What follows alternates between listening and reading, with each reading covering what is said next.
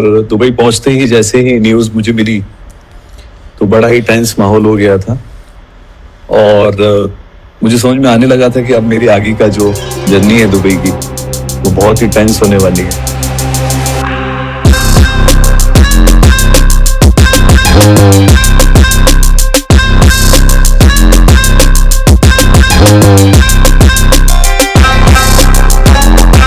हम इंडियंस जब भी अपनी फैमिली के साथ फॉरेन ट्रिप प्लान करते हैं तो हमारे दिमाग में चलता है कि हम वहां जाके बहुत सारी मस्ती करेंगे, फैमिली के साथ क्वालिटी टाइम स्पेंड करेंगे, अच्छे अच्छे फोटो सोशल मीडिया पे डालेंगे। लेकिन कभी कभी ये मस्ती वाली ट्रिप एक अनएक्सपेक्टेड सिचुएशन में बदल जाती है। ऐसी एक कहानी है विदिशा के ट्रैवलर की, जो अपनी फैमिली के साथ दुबई घूमने गए थे और एक अनएक्सपेक्टेड सिचुएशन में फंस गए थे। उस वक्त उन्होंने क्या फील किया, क्या सिचुएशन थी, कैसे उन्होंने सिचुएशन को हैंडल किया, और सबसे इंपॉर्टेंट बात है वहां रहने वाले इंडियंस ने किस तरीके से उनकी हेल्प की। तो ये सारी कहानी आज हम सुनेंगे उन्हीं की जुबानी। तो चलिए स्वागत करते हैं आज के हमारे मेहमान का, दुबई से सकुशल लौटे मिस्टर रितेश जैन का। बहुत बहुत स्वागत है रितेश आपका। जी सर। आप दुबई गए थे, आपकी कहानी हम शुरुआत से शुरू करेंगे। कैसे आपका दुबई जाने का प्लान बना, कब से प्लान बन रहा था, कब एग्जैक्टली आप निकले दुबई के लिए? मेरा दुबई जाने का प्लान कुछ महीनों पहले से बन रहा था। मेरा दुबई जाना 28 फरवरी को हुआ था। बच्चों के भी एग्जाम हो गए थे, होली का भी त्योहार था, फ्री थे, तो वेकेशन के हिसाब से अब जैसे कि आपको मालूम है दुबई एक ऐसा टूरिस्ट डेस्टिनेशन है जो सब लोग जाना चाहते हैं। तो एग्जैक्टली आप विदिशा से अपने घर से किस डेट को निकले और वहां कब पहुंचे? एग्जैक्टली मैं 27 तारीख को निकला था इंदौर के लिए, और इंदौर में मेरा कजिन रहता है। मैंने वहां पर नाइट स्टे किया और सुबह मेरी फ्लाइट थी 9 बजे। तो आप 9 बजे दुबई के लिए निकल गए? हाँ जी। फिर दुबई कब पहुंचे आप?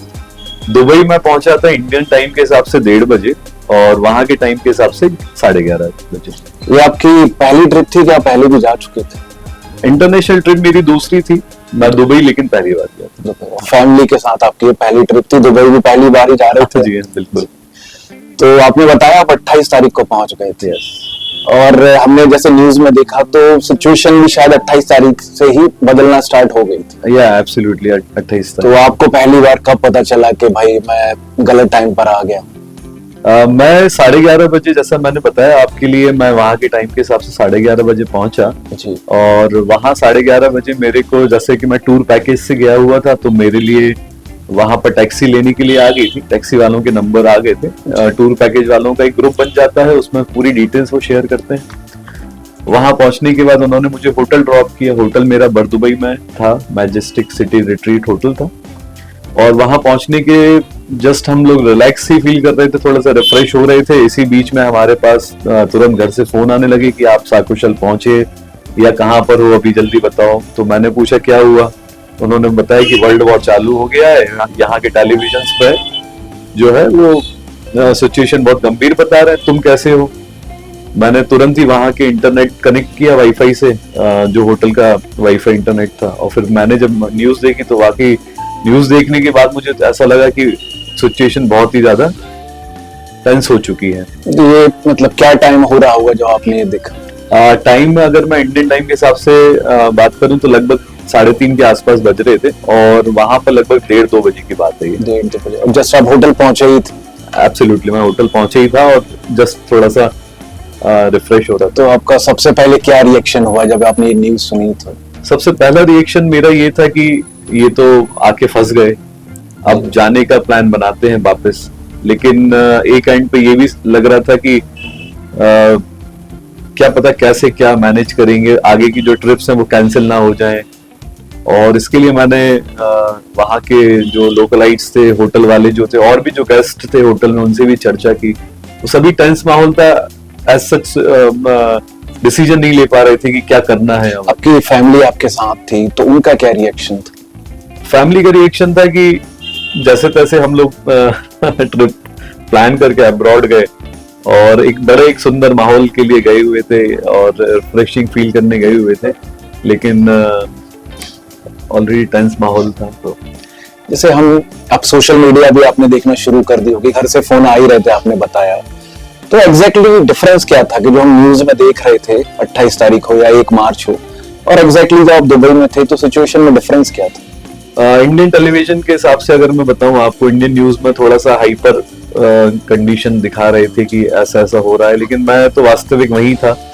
वहां पर ऐसा उतना मेरे को टेंस माहौल नहीं लग रहा था, लेकिन जैसे ही मैं अपने होटल से तैयार होकर कहीं भी टूरिस्ट डेस्टिनेशन पे घूमने जाता था, तो हाँ, निकलने के बाद थोड़ा सा माहौल में टेंशन तो थी, लेकिन माहौल बहुत ही शांत और बहुत ही कूल था वहां पर। जैसे आपने बताया कि टूर पैकेज के थ्रू आप गए थे, तो जो आपकी आइटिनरी थी, जो आपका डेली का एक जो स्केड्यूल था, वो लगातार वैसे ही रहा कि कुछ जगह बंद होना शुरू हो गया? डेली वैसा तो नहीं रहा दीपक जी। मैं आपको बताऊंगा कि जैसे हमारा पहले दिन हमारा जो टूर था वो था हमारा बुर्ज खलीफा का, और उसी दिन न्यूज आ गई कि बुर्ज खलीफा खाली करा लिया गया है। तो मैंने जैसे मैंने बताया कि हमारा एक ग्रुप बना था व्हाट्सएप का, उस व्हाट्सएप ग्रुप में उनका अपडेट आ गया कि सर आज का ये आपका प्लान है, रीशेड्यूल्ड करते हैं, किसी और दिन हम आपको बुर्ज खलीफा दिखा देंगे और घुमा देंगे, लेकिन आज तो वो गवर्नमेंट की तरफ से बंद है। तो जैसे टेंशन क्रिएट हो चुकी थी, आप भी देख रहे थे कुछ चीजें बंद होना स्टार्ट हो गई हैं, आप पहुंचे ही थे, तो आपके मन में लग नहीं रहा था कि नहीं यार मैं अब लौट चलता हूँ, मेरे को नहीं? बिल्कुल मेरे मन में लग रहा था कि मैं यहाँ आके आ तो गया और यहाँ से अब मैं जाऊं कैसे, लेकिन मैं जाने के लिए भी मैं क्या करता, क्योंकि फ्लाइट्स पूरे कैंसिल्ड बता रहे थे। मैं जिस दिन पहुंचा था उस दिन भी बहुत सारे लोगों की फ्लाइट थी, उनके पास भी मैसेजेस आ गए थे कि आपकी फ्लाइट जो है कैंसिल हो चुकी है, वो भी ऑल्टरनेटिव रूट देख रहे थे। आपकी लौटने की फ्लाइट किस डेट को थी? मेरी लौटने की फ्लाइट 6 मार्च को थी। और उसका क्या मतलब, क्या कैंसिलेशन का मैसेज आ गया था? कैंसिलेशन का मैसेज नहीं आ रहा था एक्चुअली, मैं आपको बताऊं, वो मैसेज भी इसलिए नहीं आ रहा था क्योंकि वहां का एयरपोर्ट ने पहले ही कह के रखा था कि अगर आप पहले कैंसिलेशन का मैसेज भेज देंगे तो एक पैनिक कंडीशन बन जाएगी, सभी लोग एयरपोर्ट वगैरह आ जाएंगे और एयरपोर्ट पे इतना घमासान होगा। तो ये मैसेज हमको एक दिन पहले ही मेरे मोबाइल पे मिला। जैसे हम न्यूज में देख रहे थे कि बहुत सारी ड्रोन्स या मिसाइल कहें, बैलिस्टिक मिसाइल कहें, उन्होंने एयरपोर्ट पे अटैक कर दिया है, कुछ आग लगने वाली खबरें भी हम देख रहे थे, क्या सच्चाई थी उस चीज? ये सच्चाई है इसमें, बिल्कुल। ड्रोन वहां पर आते जा रहे थे, डेब्रिस वहां पे गिर रहे थे, और डेब्रिस इंटरसेप्ट होने के बाद उनका मलबा भी गिर रहा था। एक्चुअली मैं आपको बताना चाहूंगा, यूएई का डिफेंस सिस्टम वर्ल्ड का सबसे बेहतरीन डिफेंस सिस्टम है। हमको पता ही नहीं लगता था कि दिन भर में कितने ड्रोन आए और कितने ड्रोन इंटरसेप्ट हुए। अब 1000 ड्रोन अगर आते हैं और 999 इंटरसेप्ट होते हैं, तो एक आध तो कहीं ना कहीं मिस होके कहीं गिर सकता है, ये था। बट उनका टारगेट मैं आपको बताना चाहूंगा, उनके टारगेट रेसिडेंशियल बिल्डिंग नहीं थी, उनके टारगेट्स मॉल्स नहीं थे, उनके टारगेट्स अलग ही थे, क्योंकि उनका वॉर जो था वो यूएस से चल रहा था। तो यूएस के जो बेस कैंप्स थे, मिलिट्री कैंप्स थे, एयर बेस थे, यूएस का जो कंसल्टेट है, वो उनके टारगेट्स थे। हमने न्यूज में देखा था कि जो पाम आइलैंड के बाहर जो रिजॉर्ट्स बने हुए, वहां पे भी उनकी एक मिसाइल गिरी थी, क्या सच था वो? बिल्कुल सच था। पाम आइलैंड के बाहर एक होटल है एटलांटिस करके, एटलांटिस में उनका इंटरसेप्ट उन्होंने किया था, तो वो इंटरसेप्ट होने के बाद वो मिसाइल वहां पे गिरी। वहां पे थोड़ी देर आग भी लगी, लेकिन आग को जल्द काबू पा लिया गया था। तो बट यहाँ के मीडिया पर थोड़ा सा आग लंबे समय तक चली। तो वो जैसे बहुत टूरिस्ट के लिए बहुत ही अच्छा एक स्पॉट है, तो आप गए फिर वहां पे उसके बाद? हाँ बिल्कुल, मैं अगले दिन वहीं था, क्योंकि मेरा अगले दिन का इटिनरी में पाम आइलैंड और वही सब था। तो वहां पे मैं देखा, लेकिन वहां पर गैदरिंग और टूरिस्ट जैसे जो बल्क में आना चाहिए उतने टूरिस्ट नहीं थे, थोड़ा खाली भी था, थोड़ा भरा भी था, इस हिसाब से। बट बहुत शांत माहौल। तो आप जैसे और भी टूरिस्ट उसी समय पे जो आए होंगे, फॉरेन टूरिस्ट भी होंगे, इंडियन टूरिस्ट भी थे, उनमें क्या कियोस्क का माहौल था, पैनिक था, या फिर नॉर्मली सब अपना घूम रहे थे? इसके लिए मैं बताना चाहूंगा कि जो फॉरेन टूरिस्टर थे वहां पे जो आए थे टूरिस्ट, उनके मन में कहीं पे भी दहशत या उनके मन में कहीं पे भी डर का माहौल नहीं था। डर का माहौल सिर्फ इंडियंस के मन में था, और इंडियन टूरिस्ट भी वहां पर घूम तो रहे थे, लेकिन एक कहते हैं ना कि मन के कोने में एक डर तो था ही, क्योंकि बार बार अलर्ट्स आ रहे थे कि मिसाइल थ्रेट होने वाली है, आप नियरेस्ट जो भी शेल्टर है आप उसमें चले जाइए। और मिसाइल अलर्ट के बाद में आसमानों से आवाज आती थी, सभी लोग आसमान की तरफ देखते थे कि क्या निकल रहा है। दुबई की गवर्नमेंट का सपोर्ट को आप किस तरीके से देखते हैं? उन्होंने कैसे सपोर्ट किया? दुबई की गवर्नमेंट ने सभी लोगों को बहुत सपोर्ट किया, नॉट ओनली वहां के टूरिस्टों को सपोर्ट किया, दुबई की गवर्नमेंट ने वहां के रहने वाले रहवासियों को बहुत सपोर्ट किया। और दुबई की गवर्नमेंट ने किसी भी प्रकार के जो सोशल मीडिया पे पोस्ट करने वाली घटनाएं हैं जो जो नहीं हो रही हैं और जो लोग पोस्ट कर रहे हैं उन पर फाइन भी लगाने का उन्होंने मैसेज डाला था। साथ ही साथ दुबई गवर्नमेंट एक बहुत ही पावरफुल गवर्नमेंट है अपने नागरिकों के लिए, अपने टूरिस्ट जो वहां पे आ रहे हैं सभी के लिए, नॉट ओनली इंडियंस के लिए, पूरे वर्ल्ड का टूरिज्म प्लेस है वो। और बहुत ज्यादा दुबई की गवर्नमेंट ने सपोर्ट किया। और विशेष रूप से आपको ये बताना चाहूंगा कि जिनका वीजा खत्म हो गया था उनका वीजा भी एक्सटेंडेड ऑटोमेटिकली हो गया था। अच्छा, हमने एक्सटेंड उसको ऑटोमेटिक कर दिया।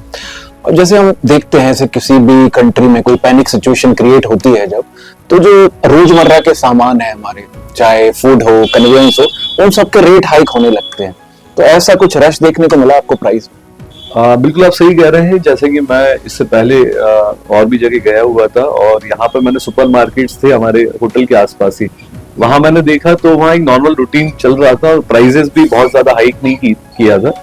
मैंने वहाँ के गवर्नमेंट के जो ऑफिशियल वहाँ की वेबसाइट्स हैं और वहाँ के जो न्यूज़पेपर हैं, न्यूज चैनल्स हैं, उनको भी मैं रिव्यू करता जा रहा था। उसमें ऑलरेडी गवर्नमेंट ने पहले दिन ही बोल दिया था कि आपको पैनिक होने की कंडीशन नहीं और prices will never be increase.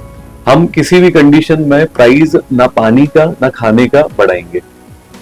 तो ये आप देखते हैं कि बहुत अच्छी तरीके से सपोर्ट किया गवर्नमेंट ने टूरिस्ट। एब्सोल्युटली। अब जैसे आपका लौटने का 6 तारीख का था, तो क्या वो 6 की फ्लाइट आई फिर? मैं बताना चाहूंगा आपको 6 की फ्लाइट मेरे को नहीं मिल पाई, क्योंकि 5 को दोपहर में मेरे पास मैसेज आ गया कि आपकी फ्लाइट जो है वो कैंसिल हो गई है और कैंसिल होने के बाद आप इसको रीशेड्यूल करा सकते हैं। लेकिन रीशेड्यूल में भी जो एयरलाइंस थे वो 100% पॉजिटिव रिव्यू नहीं दे रहे थे कि सर रीशेड्यूल में भी हम उड़ेंगे या नहीं उड़ेंगे। वो कंडीशन पे डिपेंड करेगी, अगर सब कुछ अच्छा होगा तो ही हम उड़ान भरेंगे। वो आपको कल ही पता लगेगा रीशेड्यूल होने के बाद, जब आपका फ्लाइट अगर कल का रीशेड्यूल होता है तो। ऐसी पैनिक सिचुएशंस में वहां जो इंडियंस रह रहे थे उनसे कोई सपोर्ट मिला आपको? बिल्कुल सपोर्ट मिला।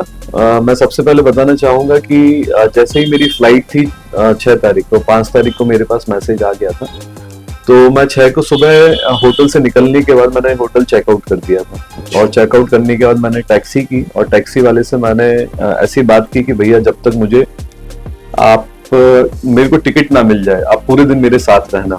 तो उन्होंने कहा ठीक है भैया मैं आपके साथ रहूंगा। वो टैक्सी लेके मैं सबसे पहले एयरपोर्ट गया। एयरपोर्ट पर इतना पैनिक कंडीशन था, पूरे वर्ल्ड का आदमी वहां पर खड़ा हुआ था और बिना टिकट के वो एयरपोर्ट में अंदर जाने नहीं दे रहे थे। मैं शारजाह गया था पहले। शारजाह जाने के बाद में उन्होंने कहा कि सर आपके लिए जाना पड़ेगा जो एयरलाइंस के ऑफिस है। शारजाह के थोड़े ही किलोमीटर दूर में दुबई एयरपोर्ट है। मैं दुबई एयरपोर्ट पर गया, टर्मिनल 3 पर गया, वहां पर मेरे को अंदर जाने दिया। लेकिन मैंने एयरलाइंस का जो काउंटर है वो देखा तो पूरा खाली था। उन्होंने कहा सर एयरलाइन का ऑफिस जो है ऊपर बना हुआ है हमारे ऊपर वाले 3rd फ्लोर पर। मैं 3rd फ्लोर पर गया, 3rd फ्लोर का कमरा पूरा खाली था इंडियन एयरलाइन का, और साथ ही साथ कोई भी वहां पर मौजूद नहीं था। उन्होंने कहा सर फ्लाइट्स कैंसिल चल रही हैं, तो यहाँ पर हमारा स्टाफ भी जो है वो नहीं है। फिर मैंने एक व्यक्ति से पूछा कि ऐसी कंडीशन में मैं कहाँ जाऊं, तो उन्होंने कहा कि यहाँ पर एक डेरा करके जगह है, वहां पे एयरलाइन के ऑफिसेस बने हुए हैं, वहां पर आपके लिए वो लोग मिलेंगे। तो मैं वहां से फिर डेरा जगह गया। डेरा जाने के बाद मैंने वहां पर देखा कि एक बिल्डिंग है, वहां पर सारी एयरलाइंस के ऑफिसेस बने हुए थे। एयर इंडिया एक्सप्रेस के भी थे, स्पाइस जेट के भी थे, इंटरनेशनल जो फ्लाइट्स चलती हैं वो उनके भी ऑफिसेस थे। और वहां पर एक डनेटा ट्रैवल्स करके ट्रैवल एजेंसी थी। तो जैसे ही मैंने टोकन लेके बैठा वहां पर और मेरा नंबर आया, मैं एयर इंडिया के काउंटर पे गया। एयर इंडिया के काउंटर पे जाने के बाद में वहां पर जो मैम बैठी थी उन्होंने मेरी फ्लाइट जो है रीशेड्यूल्ड करवा दी। रीशेड्यूल करने के लिए भी और उनको मैंने वहां पे बैठ के एक मेल भेजा पहले, और मेल भेजने के बाद में उन्होंने उसका एक्नॉलेज मेरे को किया।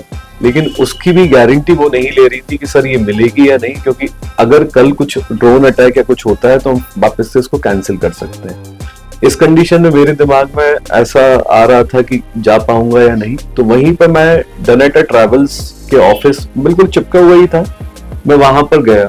और वहां जाने के बाद में मेरे को वहां पर एक और व्यक्ति मिले जिनका नाम था राहुल राजीव, जो कि बैंगलोर के थे और एक दिन पहले ही मुंबई से दुबई आए हुए थे। 2 बजे जब मैं उनसे मिला, मैंने उनको पूरी अपनी कहानी बताई कि सर मैं यहाँ पर ऐसा ऐसा आया था और मैं यहाँ पर फंस गया हूँ। तो उन्होंने कहा कि ठीक है सर, मैं आपकी मदद के लिए मैं आपके लिए ऑल्टरनेटिव फ्लाइट्स देख लेता हूँ। मैंने उनको ये भी बता दिया कि मैंने एयर इंडिया एक्सप्रेस का जो फ्लाइट है मेरी, वो मैंने रीशेड्यूल्ड करा ली है। तो उन्होंने भी यही कहा कि सर रीशेड्यूल्ड करा ली, लेकिन गारंटी नहीं है कि आपके लिए ये वापस आप फ्लाई करेंगे कि नहीं करेंगे, क्योंकि बाहर का माहौल टेंस था।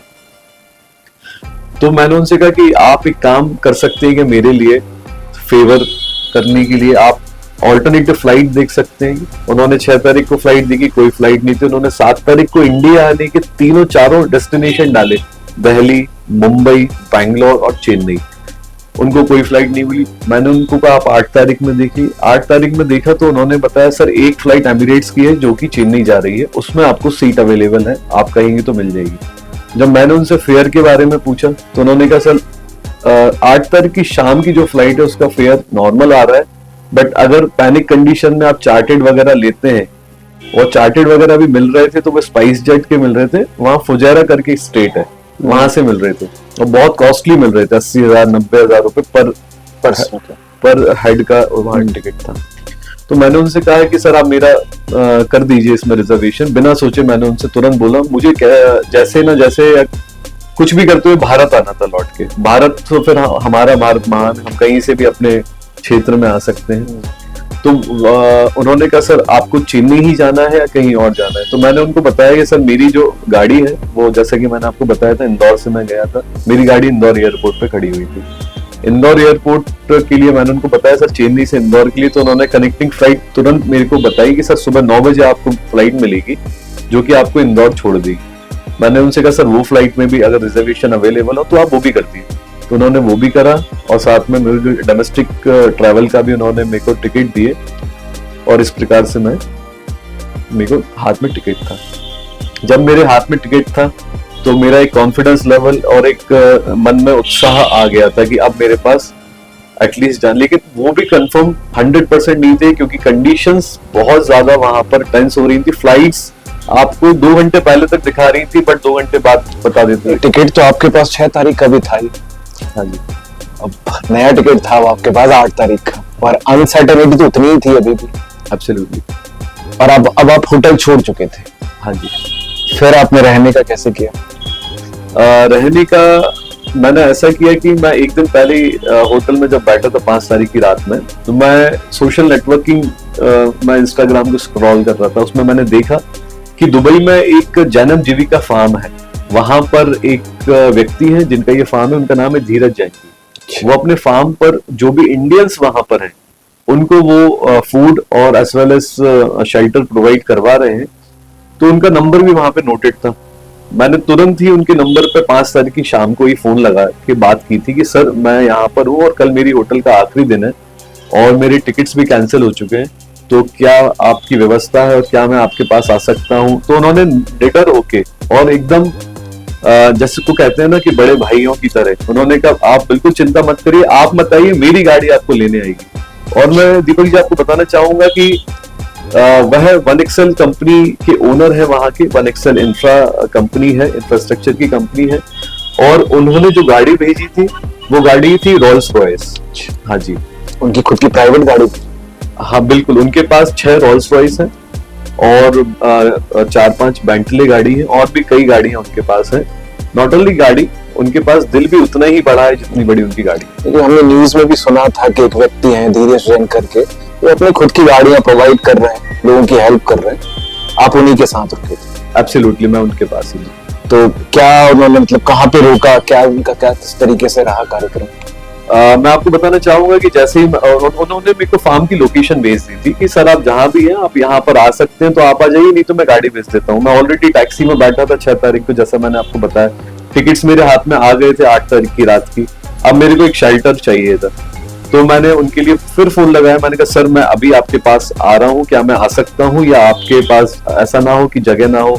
तो उन्होंने कहा नहीं नहीं आप आइए। तो आप, उनके पहले जो शब्द थे मैं आपको विशेष रूप से बताना चाहूंगा, उन्होंने कहा था आप यहाँ आएंगे तो आपको लगेगा कि मैं शादी में आ गया, आपको शादी जैसा मजा आएगा। और ठीक वैसा ही हुआ। मैंने अपने टैक्सी वाले भैया से बोला कि भैया आप मुझे इस एड्रेस पे छोड़ देंगे, उनका अजमान में फार्म हाउस था, जैनम और जीविका नाम से, जो कि एयरपोर्ट से लगभग 15 से 20 किलोमीटर पड़ा हमको।